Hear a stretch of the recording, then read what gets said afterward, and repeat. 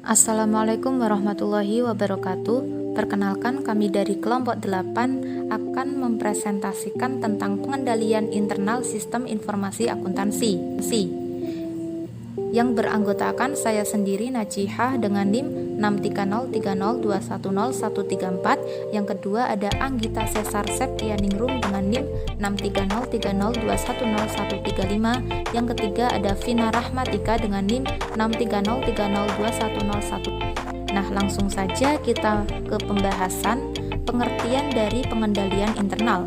Pengendalian internal yaitu sebagai suatu proses yang dijalankan oleh Dewan Komisaris, manajemen dan personel lain, entitas yang didesain untuk memberikan keyakinan yang memadai tentang pencapaian. Ada 3 golongan tujuan, yaitu yang pertama keandalan pelaporan keuangan, yang kedua efektivitas dan efisiensi operasi, yang ketiga kepatuhan terhadap hukum dan peraturan yang berlaku. Pengendalian internal terdiri dari 5 komponen utama. Secara garis besar, penjelasan kelima komponen tersebut seperti yang dikemukakan oleh Suktrisno Agus tahun 2004, yaitu yang pertama, lingkungan pengendalian yang merupakan corak suatu organisasi yang dapat mempengaruhi kesadaran personil suatu organisasi untuk melakukan pengendalian di sekelilingnya.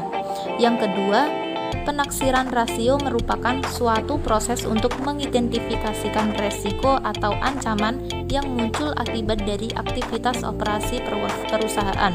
Yang ketiga, aktivitas pengendalian merupakan arahan terhadap kebijakan dan prosedur yang membantu memastikan bahwa arahan manajemen dilaksanakan para personilnya. Yang keempat, informasi dan komunikasi. Adanya informasi yang dihasilkan sistem akuntansi yang terdiri metode dan catatan yang dibangun untuk mencatat, mengolah, meringkas, dan melaporkan transaksi entitas dan untuk memelihara akuntabilitas bagi aktiva, utang, dan ekuitas yang bersangkutan. Yang kelima, pemantauan adalah proses penentuan kualitas kinerja pengendalian internal sepanjang waktu yang meliputi penentuan desain dan operasi pengendalian tepat waktu dan pengambilan tindakan koreksi. Adapun unsur-unsur pengendalian umum yang dikemukakan Joseph Wilkinson, diantaranya yang pertama, organisasi dengan tujuan untuk menciptakan pengendalian internal dalam lingkungan pengolahan data elektronik, yaitu fungsi otorisasi dan fungsi akuntansinya dimasukkan ke dalam program komputer.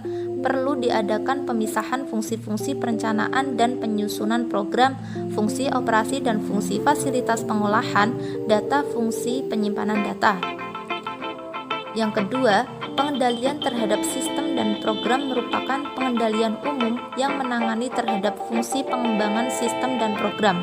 Yang ketiga, pengendalian terhadap fasilitas pengolahan data meliputi pengendalian terhadap operasi konversi data, operasi komputer, perpustakaan, dan fungsi pengendalian. Pengendalian aplikasi. Pengendalian aplikasi dipusatkan pada sekitar situs pemrosesan transaksi. Tujuannya adalah untuk memberikan kepastian yang layak bahwa transaksi diotorisasi secara sah serta dicatat, diproses, dan dilaporkan secara akurat. Yang pertama ada pengendalian masukan atau input. Pengendalian masukan diperlukan karena merupakan salah satu tahap dalam sistem komputerisasi yang paling krusial dan mengandung resiko. Risiko yang dihadapinya misalkan seperti data transaksi yang ditulis oleh pelaku transaksi salah, kesalahan pengisian dengan kesengajaan disalahkan, penulisan tidak jelas sehingga dibaca salah oleh orang lain, khususnya bila yang diolah bukan dokumen aslinya melainkan tembusan.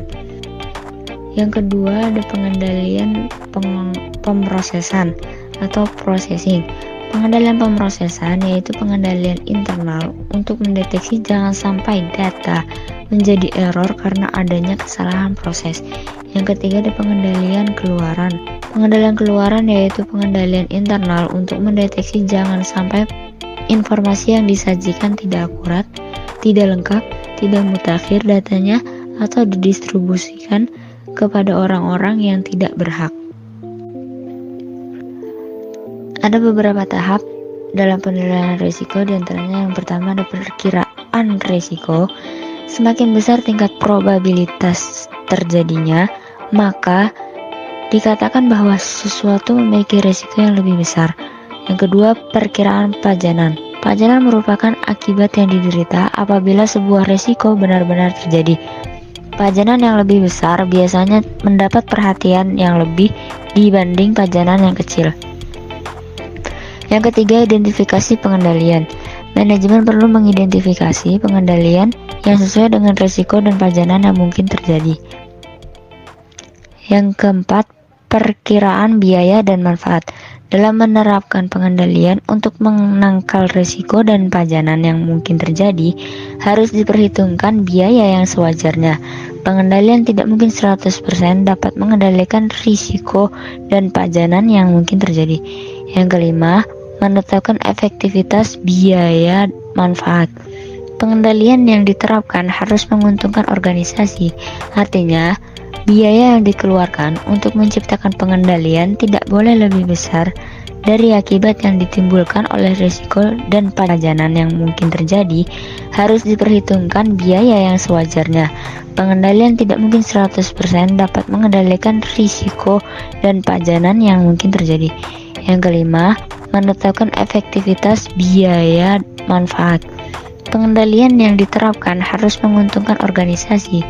Artinya, biaya yang dikeluarkan untuk menciptakan pengendalian tidak boleh lebih besar dari akibat yang ditimbulkan oleh risiko dan pajanan apabila benar-benar terjadi. Selanjutnya yaitu ada pengendalian kecurangan terhadap sistem informasi akuntansi. Teknologi komputerisasi telah membuktikan pengaruh yang besar di mana kemampuan komputer sebagai berikut, yaitu mampu memproses banyak transaksi dengan cepat, kemudian mampu menyediakan informasi bagi pembuat keputusan lebih akurat dan tepat waktu. Selanjutnya, adanya kecanggihan komputer dapat membantu pemakai dalam perencanaan pengendalian pada semua tindakan organisasi. Suatu sistem informasi akuntansi yang baik harus mempunyai suatu pengendalian internal yang diterapkan dalam sistem informasi akuntansi sangat berguna untuk mencegah atau menjaga hal-hal yang tidak diinginkan. Hal-hal yang perlu diketahui bahwa penerapan pengendalian internal dalam suatu perusahaan tergantung pada situasi dan jenis perusahaan sehingga berbeda satu sama lain. Jika tidak memenuhi unsur-unsurnya, maka pengendalian internal akan lemah. Selanjutnya yaitu ada kecurangan dalam sistem informasi akuntansi.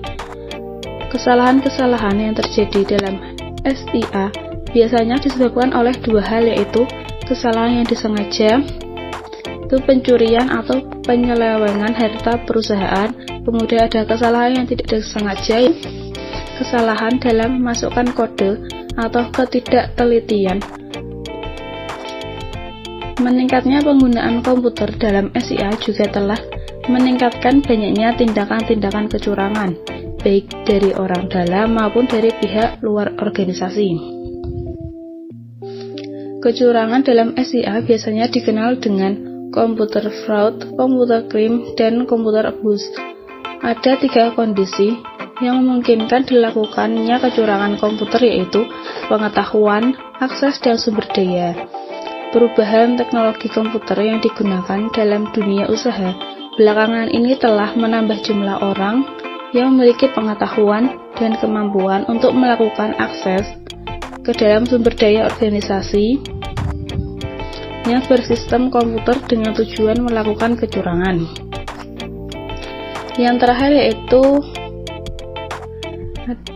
ada pengendalian terhadap kecurangan sistem informasi akuntansi, yaitu yang pertama ada prevention, pencegahan untuk membatasi akses dari produk pelaku potensial terhadap fasilitas komputer, terminal, komputer, file data, dan program laporan. Yang kedua yaitu ada detection, untuk menemukan kecurangan di dalam peristiwa yang pelakunya lolos dari mekanisme pencegahan yang sudah ada. Yang terakhir limitation untuk membatasi kerugian bila terjadi kecurangan yang terancam dan terlaksana dengan baik. Mungkin cukup sekian pemaparan materi dari kelompok kami. Semoga materi yang telah kami sampaikan dapat berguna untuk teman-teman semua. Kurang lebihnya mohon maaf. Wassalamualaikum warahmatullahi wabarakatuh.